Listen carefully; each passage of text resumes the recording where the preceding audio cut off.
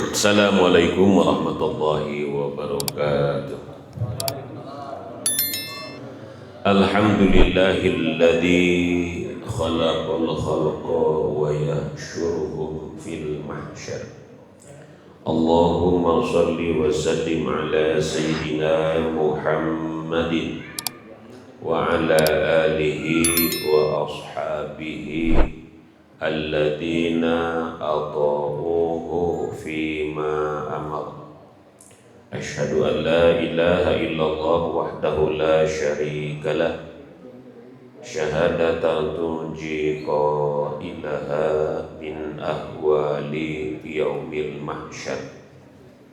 Wa asyhadu anna sayyidana wa nabiyyana Muhammadan abduhu wa rasuluh sayyidul jinni wal bashar.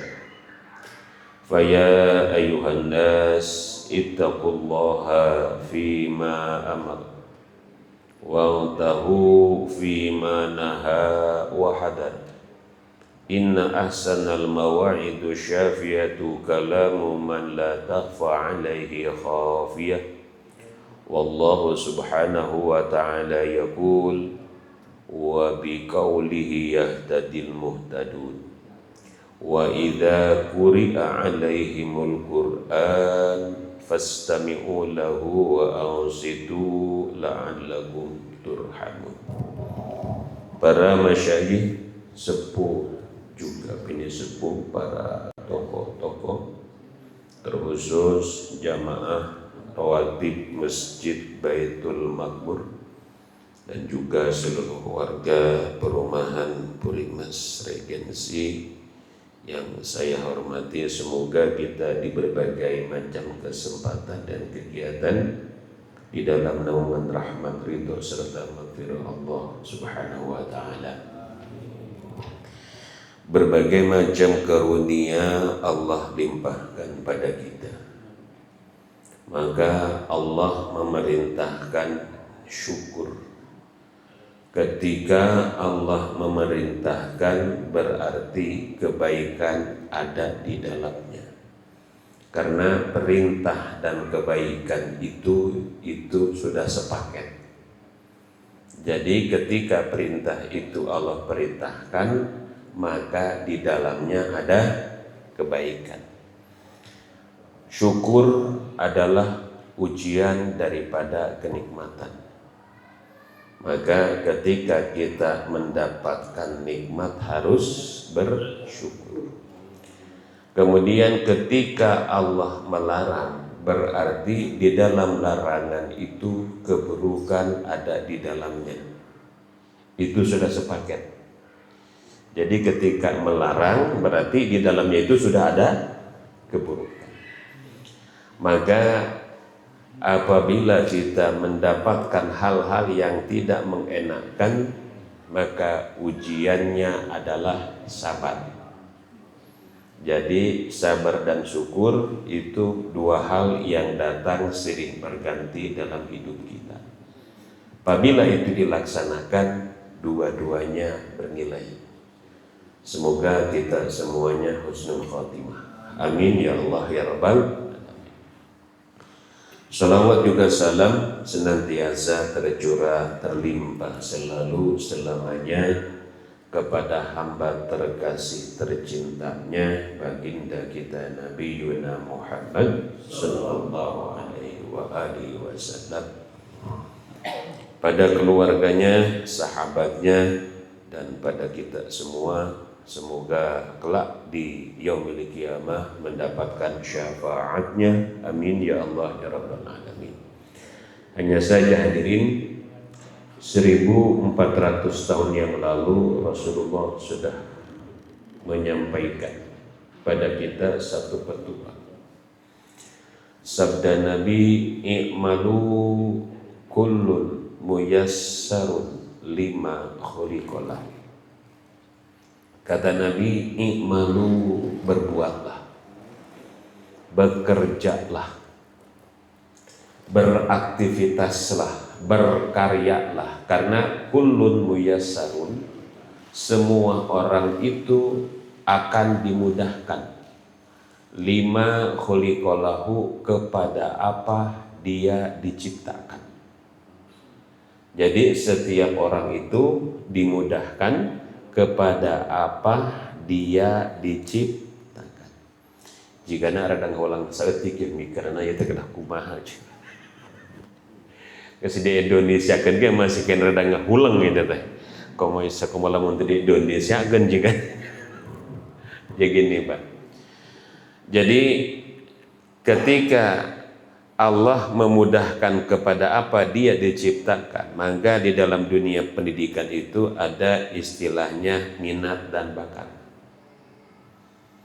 Tadi kadang nggak kebayangnya minat dan bakat mah. Nah, minat dan bakat. Atau dalam cek bahasa budak kalau mah anak kita itu kalau berbuat, berkarya, berprofesi sesuai dengan fashionnya. Nah itu lebih kepada fashion. Jadi fashion itu bakat. Jadi karena bakat orang itu nggak sama, Pak. Ketika Allah memudahkan seseorang itu tidak sama. Terkadang begini, Pak, ini di dalam hal agama ya, dalam perspektif agama. Kadang orang itu puasanya rajin, tapi sholatnya rada kedul. Aya jelema teh anu sholatna kedul karena puasa rada wegah gitu. Ayaan, loba, aduh suka tiri dia mah, lobanya.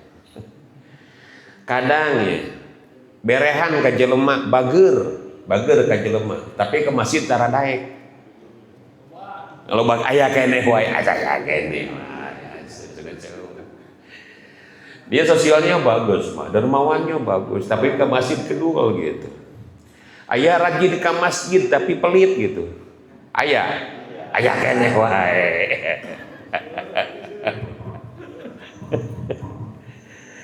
Jadi rajin ke masjid tapi pelit gitu kan, itu macam-macam namanya. Ada dermawan, iya tapi ke masjid teradaek gitu. Itu namanya kulun muyasar namanya. Atau begini, kalau fashion anak itu biasanya anak saya ini cenderungnya hobinya itu ayah tutup panci di tengah, Pak. Ayah batal digebu gua. Ini cocoknya fashionnya ke drummer kayaknya gitu. Ada apa ditabokin mulu dia, ada pintu ditabokin. Tutup panci ditabokin, wah ini cocoknya jadi drummer gitu. Ada juga anak itu seringnya ngoceh mulu, Bang. Wah, kalau ngomong gitu nyerocos, wah ini jadi apa cocoknya dia? Oh, jadi pengacara lah dia. Jadi pengacara atau dia jadi wartawan lah gitu. Ada orangnya diem aja tapi rajin nulis. Oh, berarti dia konseptor gitu ya. Nah ini kalau tulisannya rapi, oh sekretaris gitu. Dia jago megang uang. Nah, berarti cocoknya bendahara. Hobina lelumpangan. Wah, ngelumpangan nih saya mah. Oh, humas gitu cocok Pak ini. Jadi gitu ya. Jadi tapi itu semua berkontribusi. Semuanya berkontribusi. Maka ketika dia ekonom berkontribusilah. Dia ahli pertanian berkontribusilah. Maka berbuat dengan ekonominya, berbuat dengan pertaniannya, berbuat dengan perdagangannya, berbuat dengan perpolitikannya. Maka yang diperintahkan oleh agama i'malu, berbuat, berkarya, tapi harus berdampak sosial. Baik Bapak semuanya, orang lanjutkan hanca pengawasan orang dina surah Al-Maun sabada Al-Kautsar sekobla. Karena orang mah disurida ngaji nanti anak kaluhur. Bukan dari Fatihah dulu, tapi dari anas naik ke atas. Baik, kita baca dulu ayatnya. Semoga kita mendapatkan keberkahan. Amin ya Allah ya Rabbal Alamin. A'udzu billahi minasyaitonir rajim. Bismillahirrahmanirrahim. Ara'aital ladzi yukadzibu bid-din, fadzalikal ladzi yad'un yatim.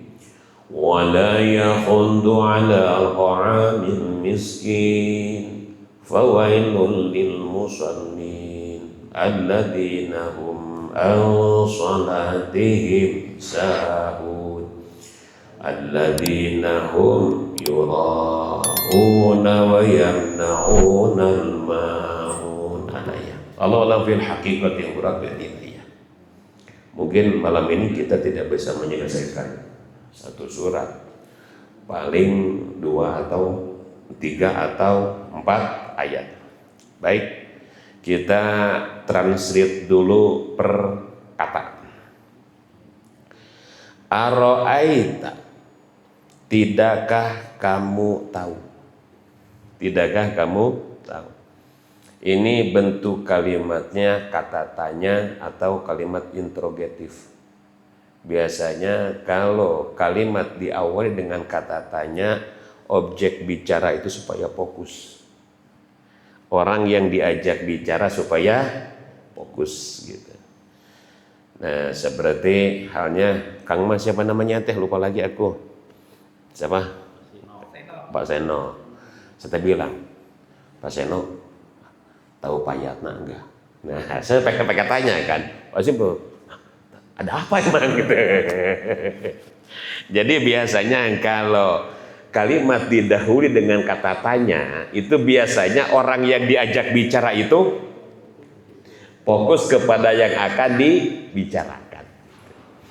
Maka aro'aita, tahukah kamu, alladzi yang yukadzibu mendustakan, biddin hari kiamat. Din itu bisa maknanya hari kiamat, din itu juga bisanya agama, dinun. Maka yukadzibu mendustakan biddin hari kiamat, hari berakhirnya dunia, bil jazai hari pembalasan, wal hisabi dan hari perhitungan.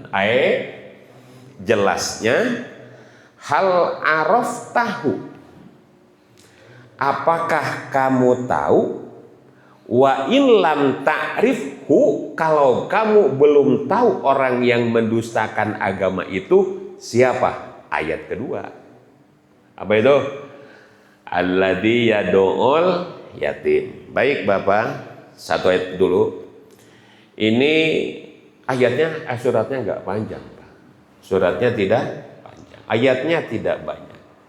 Tapi ini subhanallah, substansi daripada muatan surah Al-Ma'un ini luar biasa. Karena di sini Allah membangun 2 kesolehan sekaligus. 2 kesolehan sekaligus.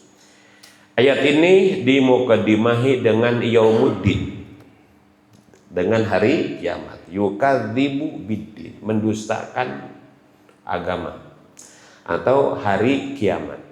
Karena begini Pak, ketika seseorang itu meyakini akan hari akhir, meyakini akan hari pembalasan, akan meyakini hari proses hisab, itu langkah hidupnya akan hati-hati. Langkah hidupnya akan hati-hati, karena setiap perbuatan itu akan diminta pertanggungjawaban. Maka begini kata Abu Bakar. Kata Abu Bakar ini subhanallah, padahal kesolehan Abu Bakar itu enggak diragukan. Kata Nabi, andaikan bumi beserta isinya ditimbang, bumi beserta isinya ditimbang, sebelah bumi beserta isinya, sebelahnya lagi amal Abu Bakar, itu masih berat amalan Abu Bakar nilainya di hadapan Allah. Tapi apa yang dikhawatirkan oleh Abu Bakar? Kata Abu Bakar, yang saya takutkan bukan mati, bukan, tapi yang saya takutkan adalah bagaimana ketika saya nanti berdiri di hadapan mahkamah Allah. Bukan mahkamah konstitusi, bukan, tapi di mahkamah Allah.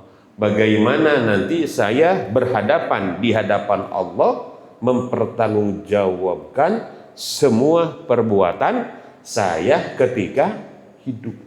Itu kelas Abu Bakar, yang amal solehnya sudah tidak diragukan lagi.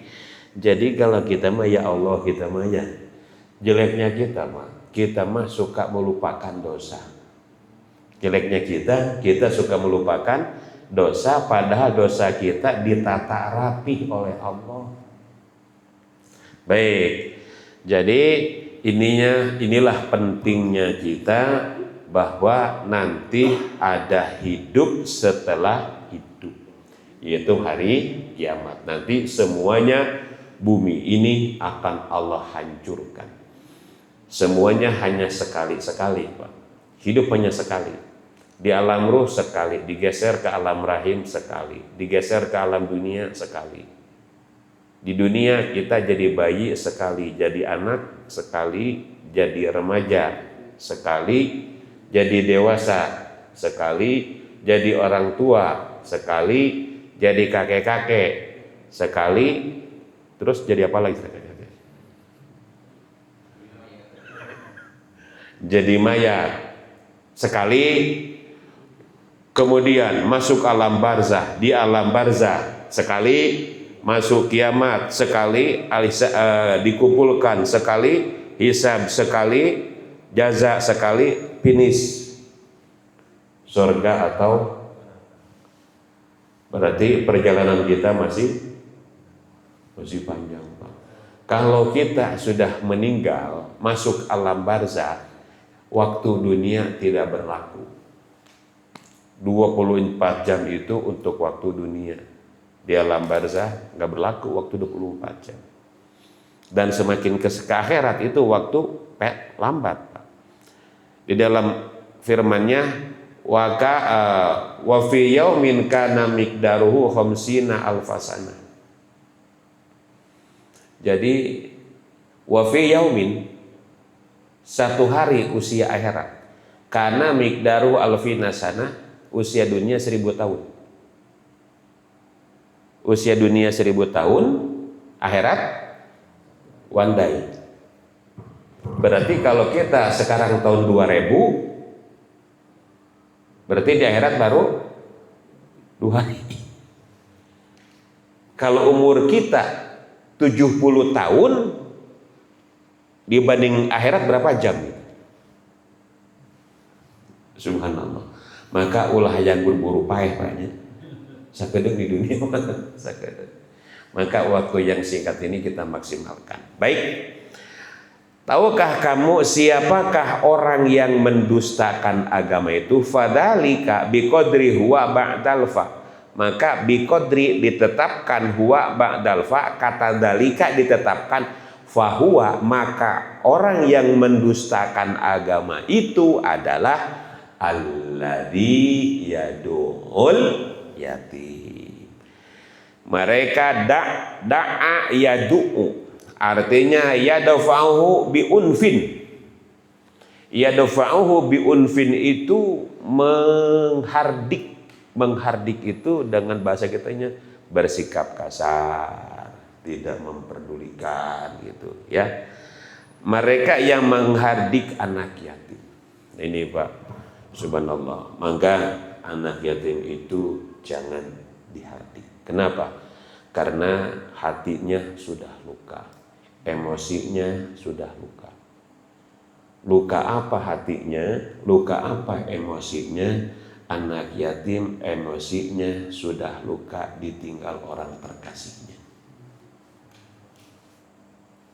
Ditinggal orang terkasihnya. Maka ketika anak yatim dilukai emosinya, dilukai hatinya, itu akan membekas sampai ia dewasa. Maka terkadang Bapak, ini mah pendapat pribadi saya ya, yang sifatnya subjektif, pendapat pribadi. Maka kalau saya terkadang kalau ada santunan anak yatim, mereka anak-anak suruh naik ke panggung, ditonton oleh ibu-ibu, ditonton oleh bapak-bapak ya, dengan pemberian yang ala kadarnya. Saya suka nangis saat itu. Kalau pribadi saya, tapi ini pribadi saya ya, saya menilai itu. Jadi ya Allah, kok gue begini banget gitu. Kalau bahasa ininya ya, Sudah mah dia kehilangan orang terkasih, ya tuh. Sementara di depan itu kan bapak-bapak tuh. Sementara dia kan gak punya bapak. Naik ke panggung, ya tuh. Dikasih. Jadi dijadikan bahan tontonan. Kemudian dengan pemberian ala kadarnya. Saya kadang-kadang suka suka miris lah, cobalah kalau ada satu dan ganti metodenya metode yang lain gitu. Metodenya yang lebih terjaga privasi keyatimannya. Kita lebih baiknya apa? Datang ke rumahnya, ya, disantuni, bukan disatroni, disantuni, gitu. Disantuni, hak-haknya dipenuhi, gitu. Ya, bukan disantroni, bukan. Anaknya disantuni, nanti ibunya dinafkahi, kan beres.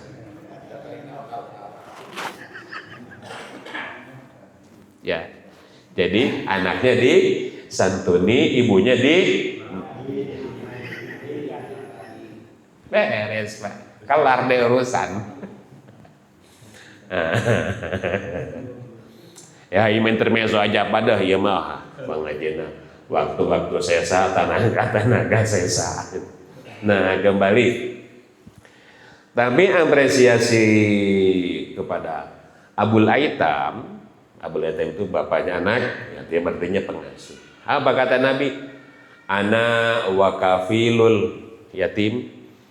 Kata Nabi, aku dengan yang yang ngurus anak yatim.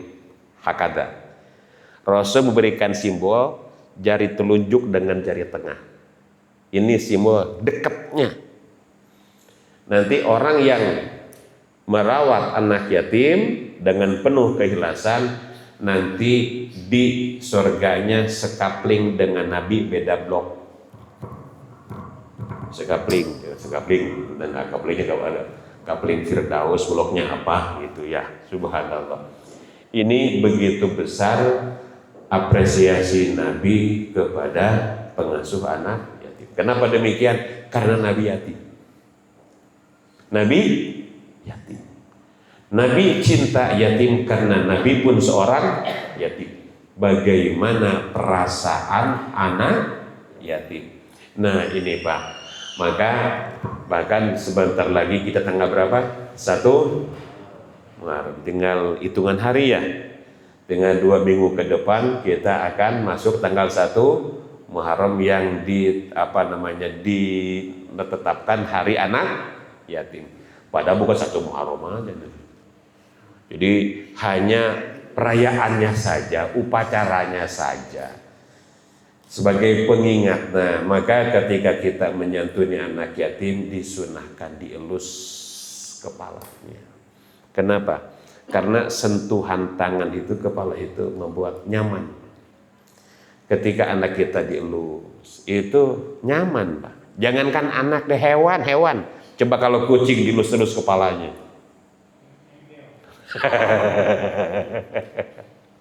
Dan dilus hewan jadi lus kepalanya malah nyaman. Buktikan Pak kalau nggak percaya. Pokoknya setiap kepala dilus pasti rasanya nyaman. Kalau nggak percaya buktikan. Ini nih disunahkan kita. Maka fadzalikal ladzi yad'ul yatim. Jadi kita tidak boleh menghardik anak yatim. Maka siapa orang yang merawat anak yatim seperti merawat anaknya sendiri, pakaiannya, pendidikannya, kesehatannya, apa aja lagi, semuanya lah. Jadi pakaiannya, pendidikannya, kesehatannya seperti anaknya sendiri. Nah ini kata Nabi, hakada. Sahabat Nabi yang subhanallah luar biasa, Abdullah bin Umar radhiyallahu an, beliau itu tidak berani kalau ada anak yatim makan sendiri. Jadi ada anak yatim nih, beliau masih nggak berani. Pasti ngajak siapa? Ngajak anak yatim. Begitu pedulinya kepada anak yatim. Enggak, disantuni, ya, dibantu, disayang. Kenapa? Karena mereka kehilangan kasih sayang. Siapa? Adalah orang tuanya. Maka begini dalam kaidah agama. Laisal yatimu alladzi qad mata waliduhu bal yatimu yatimal ilma wal adab. Tapi yatim yang sesungguhnya, kalau tadi itu ada konteks orang yang peduli terhadap anak yatim. Tetapi yatim yang sesungguhnya itu adalah yatimal ilma wal adab. Itulah yatim yang sesungguhnya ketika dia tidak punya ilmu, dia tidak punya attitude, tidak punya etika. Ketika orang tidak berilmu, ketika orang tidak punya etika, itulah yatim yang sebenarnya. Jadi kalau anak yatim nih masih ada yang peduli, Pak. Ada yang menyantuni, ada perintah untuk menyantuni. Tetapi ketika tidak punya ilmu, ketika tidak punya etika, itulah yatim yang sebenarnya. Tapi yatim ada expirednya, Pak. Ada expired yatim. Kata Nabi, laysal yatim ba'dal hulum. Laysal yatim ba'dal hulum. Tidak dikategorikan yatim lagi ba'dal hulum. Hulum itu ihtilam. Ihtilam itu mimpi. Ihtilam itu mimpi. Mimpi ketemu putri. Kemudian basah lokal. Nah, itu namanya apa? Namanya ihtilam, atau sudah bermimpi, atau sudah balik. Jadi balik itu gampangnya begini, mana duluan? Mana duluan ini?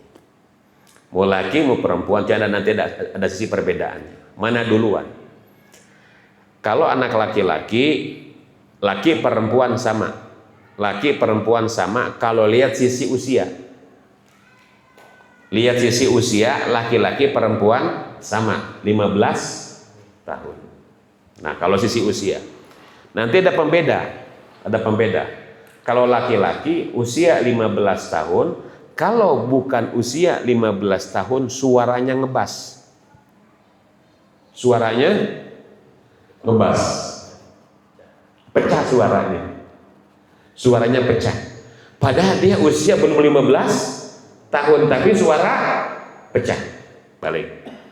Kalau enggak usia, suara. Kalau enggak suara, tumbuh di sini nih, jakun. Tumbuh jakun. Kalau enggak tumbuh jakun, mimpi. Jadi mana salah satunya tuh? Usia dulu, mimpi dulu, jakun dulu, apa? Suara dulu mana ini? Karena saat ini, Pak, dengan faktor makanan sehingga pertumbuhan hormon tubuh beda, kemudian dari segi bacaan dan tontonan, jadi sekarang kadang-kadang anak itu lebih dewasa, lebih cepat dewasa daripada usia. Nah, baik, itu kalau laki-laki. Perempuan, kalau perempuan, kalau enggak usia, menstruasi. Biasanya perempuan itu di atas 9 tahun sudah ada yang kalau di SD itu biasanya kelas 5 tuh. Kelas 5 sudah mulai menstruasi. Itu mulai kelas 5 tuh. Ada yang kelas 5 bahkan, tapi juga ada juga yang SMP kelas 1 juga belum ada. Tapi umumnya perempuan itu di atas usia 9 tahun berarti sudah menstruasi. Apabila yang disebutkan tadi baik laki-laki ataupun perempuan, maka keyatimannya expired. Status keyatimannya, tapi sosialnya ya terus. Karena dia belum dewasa. Umpama dia punya aset. Orang tuanya meninggal, asetnya kita rawat. Jangan dulu diserahkan karena dia belum dewasa, belum bisa mengelola aset. Baru setelah dia dewasa, dipandang bisa, baru asetnya diserahkan. Tapi kadang-kadang itu orang yang baik, Pak. Kadang-kadang orang yang culasma tadi, bukan disantuni, disatroni hartanya. Mentang-mentang dia masih kecil, belum ngerti apa-apa, diapain? Ajas manfaat. Kan harta kamu habis pakai ngebiayain kamu kan gitu. Dan muncul pertanyaan, Pak, bagaimana kalau ngelola harta anak yatim, boleh enggak? Ya boleh. Kedulu Pak begini Pak, wa yas'alunaka 'anil yatama. Ketika ayat itu turun, itu sahabat bingung Pak. Bingungnya kenapa? Karena barang siapa yang makan harta anak yatim, alladzina yakuluna amwalal yatama dzulman innama yakuluna fi butunihim naro. Siapa orang yang makan harta anak yatim berarti dia telah berbuat dolim, fi butunihi, di perutnya, naro, api. Wah, ini Pak, sampai sahabat bingung. Waduh, di rumah saya ini banyak anak yatim. Di rumah saya banyak anak yatim. Masa saya bikin dapur dalam dapur? Bikin apa? Bikin dapur dalam, ngerti kan bikin dapur dalam dapur? Berarti dapur dia dengan dapur anak yatim dipisah. Piring dia dengan piring anak yatim dipisah karena khawatir nasi dia dengan nasi anak yatim dipisah. Ya Rasulullah, ini bagaimana? Kata Nabi, tidak seperti itu konteksnya. Maka jadikanlah anak yatim itu seperti anakmu sendiri, karena itu saudaramu. Bagaimana kalau asetnya diolah? Monggo, kita diserikatkan dengan harta kita, tapi dipilah dulu harta anak yatim berapa, harta kita berapa. Bolehkah kita ngambil upah, ngambil untung dari aset yang dikelola? Boleh, hanya sebatas upah. Yang pokoknya jangan diambil. Kita kalaupun ada untung hanya boleh ngambil upah. Dewasa dia, serahkan asetnya kepada dia kalau dia sudah dewasa. Ini Pak, rambu-rambu bagaimana kita bersikap kepada anak yatim. Selesai yang yatim, alladzi yadulad. Nah, kemudian wala yahuddu ala ta'amil miskin, wala yahuddu, dan dia tidak menganjurkan nafsahu kepada dirinya, wala ghairihi, dan tidak kepada yang lain, ala ta'ami, memberi makan, al miskin, pada orang miskin, it'amuhu, memberi makan orang miskin. Ini Pak, ternyata mengatasi kemiskinan itu kita tidak bisa berperan sendiri. Ketika kita mengatasi kemiskinan tidak bisa berperan sendiri, karena ini adalah kewajiban sosial kolektif. Jadi satu sama lain. Maka ayat ini dianjurkan. Sudah mah kita tidak membantu, gak ngajak kepada orang lain. Yang bagus yang bagaimana? Kita bisa membantu secukupnya. Kalaupun harta kita terbatas untuk membantu, maka supportlah orang lain supaya bisa membantu. Ini Pak, jadi kita itu dibangun sense of belonging. Jadi sense of belonging itu kita harus punya kepedulian sosial. Kalau di dalam dunia perusahaan itu dapat ada CSR ya. Ya CSR ya, ada CSR. Nah CSR itu kan untuk kepentingan apa? Kepentingan masyarakat. Jadi masyarakat harus merasakan manfaat daripada dampak perusahaan yang dia kelola. Harus bisa merasakan manfaat. Ini Pak, pentingnya kita menata ilmu sosial, karena begini, ternyata Bapak semuanya, kesolehan kita itu tidak diukur rajinnya sholat. Kesolehan kita tidak diukur dengan bolak-baliknya ke Mekah, umroh tiap bulan, haji tiap tahun. Itu nggak jadi ukuran. Tapi apakah itu tidak baik? Baik, tapi ada yang lebih bagus lagi. Tolong perhatikan orang miskin nanti ketika balik kepada Allah, di depan rumah kamu ada anak yatim, apa yang kamu lakukan? Tetanggamu ada yang kelaparan, ada yang miskin, apakah engkau membantunya? Bahkan Pak, ini di Irak, ini ada yang bilang dia teh tukang sepatu, satu riwayat. Ada yang dia bilang teh tukang cukur.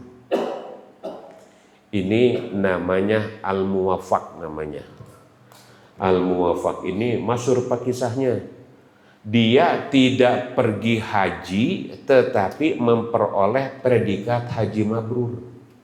Padahal nggak ke Mekah. Enggak ke Mekah, tapi dia mendapatkan predikat haji mabrur. Uniknya itu ketika Imam Hasan Al-Basri pergi haji. Imam Hasan Al-Basri pergi haji. Usai melaksanakan ritual ibadah haji, beliau kelelahan, nyender. Pas nyender Pak, kalau kita capek sok naon Pak menyender, capek gitu. Entah, ngaran apa? Ngalenyap. Capek gitu. Ketiduran. Di dalam tidurnya beliau mimpi datang dua malaikat. Dia ini dua malaikat ini bercengkrama, Pak. Bercengkrama.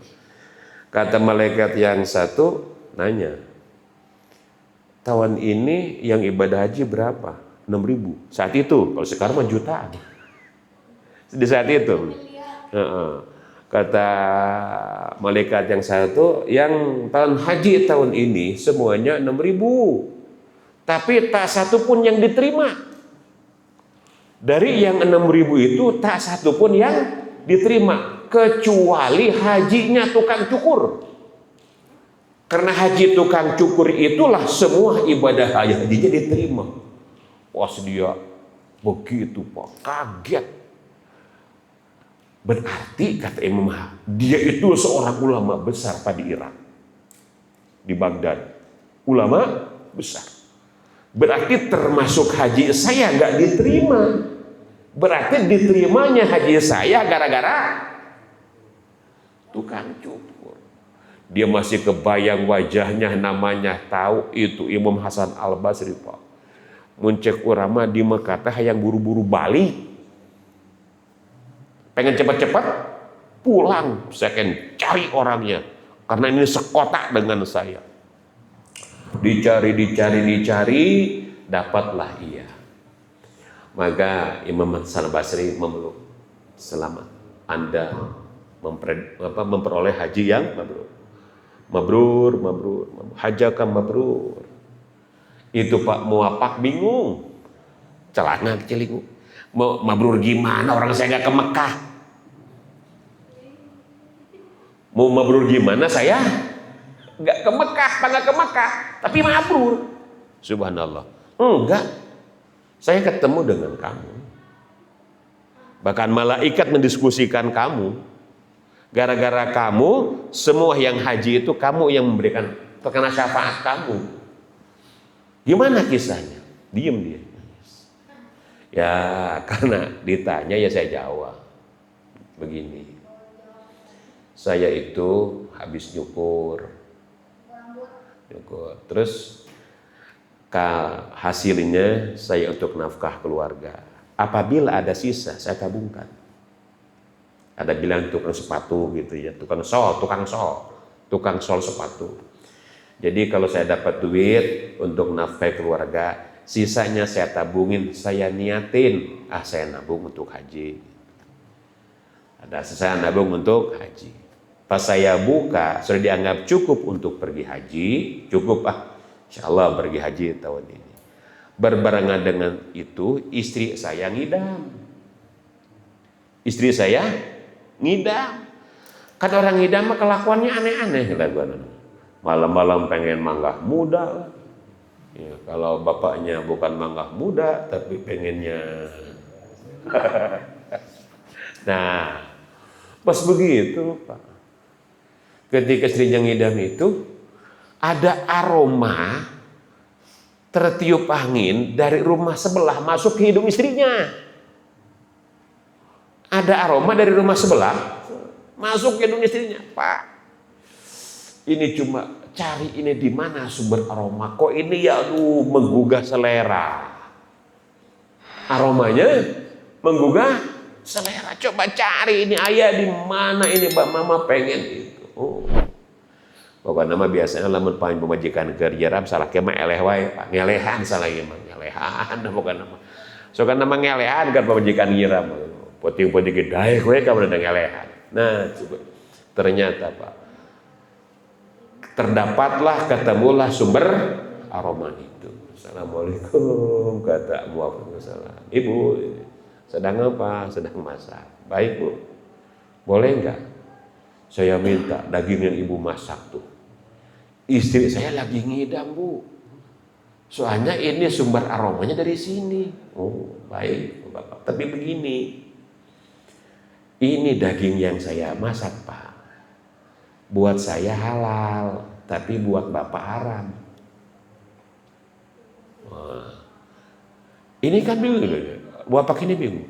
Daging ini untuk saya halal. Boleh artinya. Untuk saya boleh.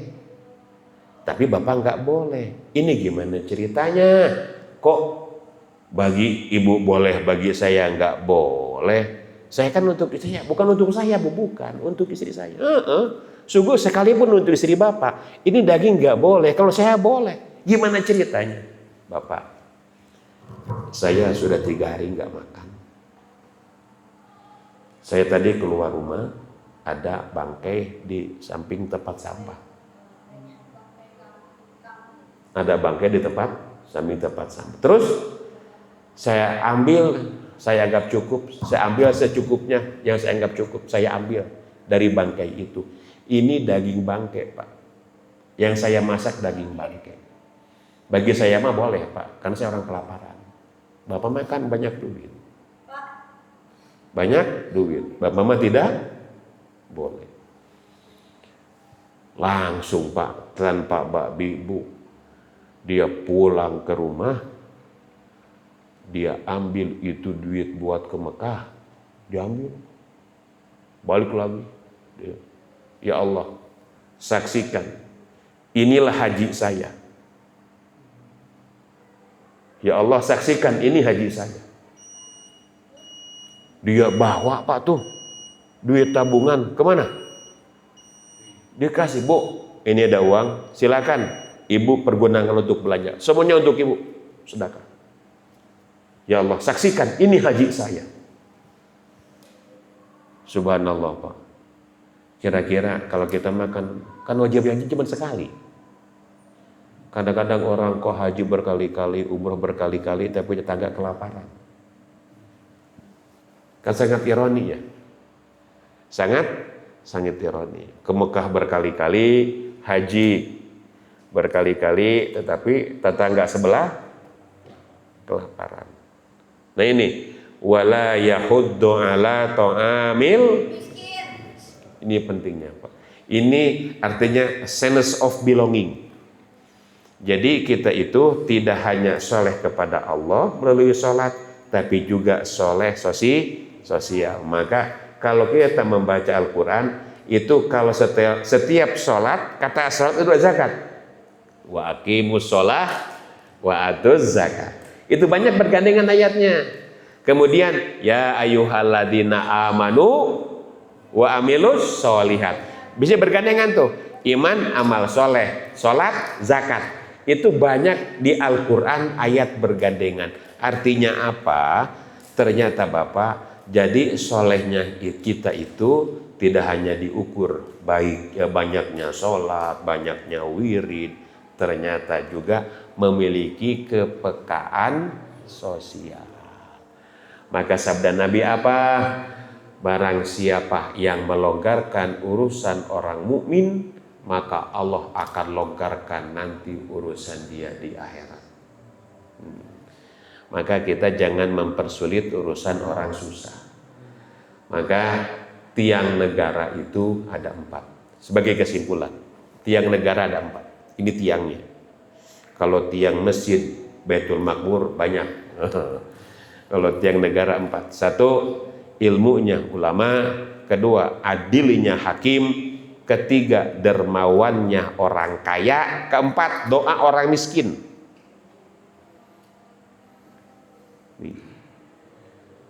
Berarti tiang negara ada berapa? 4.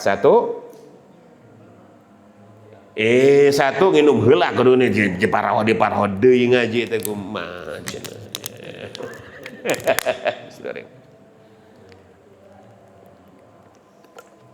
Satu, ilmunya ulama. Yang kedua, adilnya hakim. Hakim harus adil. Kalau hakim nggak adil, kacau negara. Pokoknya gini, kalau ulamanya nggak beres, hakimnya nggak beres, kacau negara. Orang kayanya pelit, kacau. Orang miskinnya nggak berdoa. Ini pokoknya 4 nih. Ilmunya ulama, adilnya hakim, dermawannya orang kaya, doanya orang miskin. Yang negara. Ada berapa tiang negara? 4. Harus kuat 4 itu, harus kuat. Orang alim harus jujur. Hakimnya adil. Hakimnya adil. Orang kayanya dermawan. Ini jangan orang miskin malah jadikan objek. Sehari pendapatan 1 miliar, gelo siapa 1 miliar. Aduh, bangkrut dah. Nah, ini ya. Jadi dermawannya orang kaya. Terus apa? Doanya orang miskin. Bapak, mungkin kita bisa seperti ini. Ada orang miskin yang kita lempar di lampu merah pakai uang koin 1000 logam. Kita nggak tahu. Kita bisa begini, siapa tahu doa mereka. Yang kita lempar pakai koin 1000 rupiah di mana? Di lampu merah, kita nggak tahu. Nah, oleh karenanya ini agama ini membangun sense of belonging. Kita punya empati, punya rasa kepedulian. Jadi tidak hanya kita rajin sholat, rajin puasa, tetapi juga sama tetangga harus baik. Kalau orang pelit, itu nanti kalau kita tidak punya kepedulian kepada orang miskin, apa yang terjadi? 1, akan timbul kerasnya hati. Kedua, akan timbul kekacauan di masyarakat. Itu dampaknya pelit, Pak. Dampaknya pelit, hati akan keras, kehidupan di masyarakat akan kacau. Kalau di masyarakat sudah kacau, karena sekarang banyak istilah, lamun urusan beteung mah eueuh dulur. Lamun urusan beteung eueuh dulur, ini Pak. Karena biasanya kalau orang sudah berbicara lapar, itu ceritanya beda. Kalau sudah lapar, ceritanya beda. Ini pentingnya kita membangun kepedulian sosial. Semoga ada manfaatnya untuk saya, untuk kita semuanya. Amin ya Allah ya Rabbal alamin. Allahumma anfa'na bima 'allamtana wa 'allimna ma yanfa'una warzuqna ilman yanfa'una. Allahumma inna na'udzubika min ilmin la yanfa' wa min qalbin la yakhsha wa min nafsin la yushba wa min du'ain la yusma. Wa akhiru da'wana alhamdulillahi rabbil alamin. Subhanakallahumma wa bihamdika asyhadu an la ilaha illa anta astaghfiruka wa atubu ilaik. Aqulu qawli hadza astaghfirullah li wa lakum. Assalamualaikum warahmatullahi wabarakatuh.